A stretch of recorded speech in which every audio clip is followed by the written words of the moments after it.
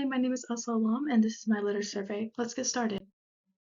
So the litter survey was conducted in two different locations. We have the tennis court parking lot and the Texas A&M boat basin, which were both surveyed on October 5th and 6th.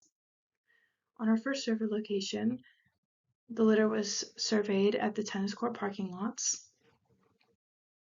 On our second survey location, the litter was surveyed at the A&M boat basin.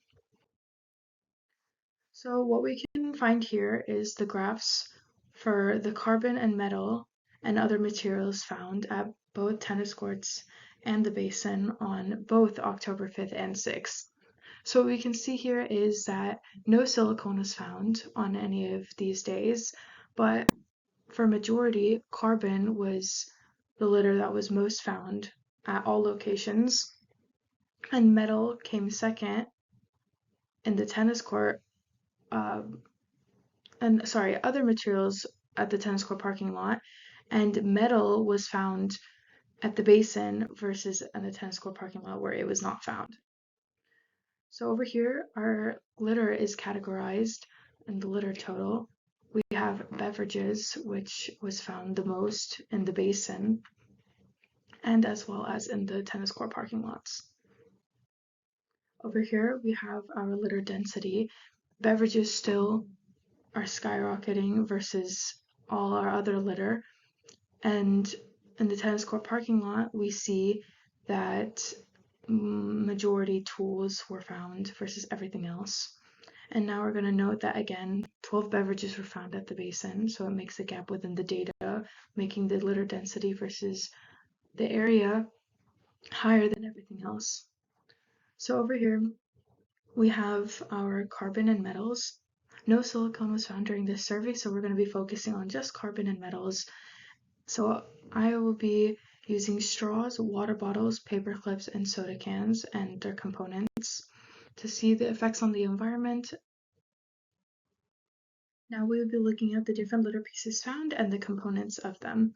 So the first component of the carbon straw will be the polypropylene. So it has a low impact on the environment, no toxic waste, no toxic emissions or fluorocarbons or halogens. Because they're woven using fabric fibers, they're fully recyclable and reusable. They're quickly biodegradable, have a light carbon footprint, and they're not life-threatening to our health. Versus the other component, which is polyethylene terephthalate, which generates more than 100 times the toxic emissions in the air and water, making it the same size bottle out of glass. It's categorized as non-biodegradable polymer and can take up to 450 years to decompose, even though it is recyclable and highly sustainable. Our next component will be a water bottle. The component of it is polythene. It's not degradable because of the polymeric substances that cannot be digested and decomposed in any microorganisms. Its turnover rate is 450 years to fully break down, and the environmental impacts. Their toxic substances are released into the soil when it perishes under sunlight. If they are burned, they release a toxic substance into the air, causing ambient air pollution. The other component is phthalates. They contaminate the environment through leaching, migration, and oxidation, and they can reach into the soil, into the crops. They do not degrade easily, but can be degraded by bacteria and fungi.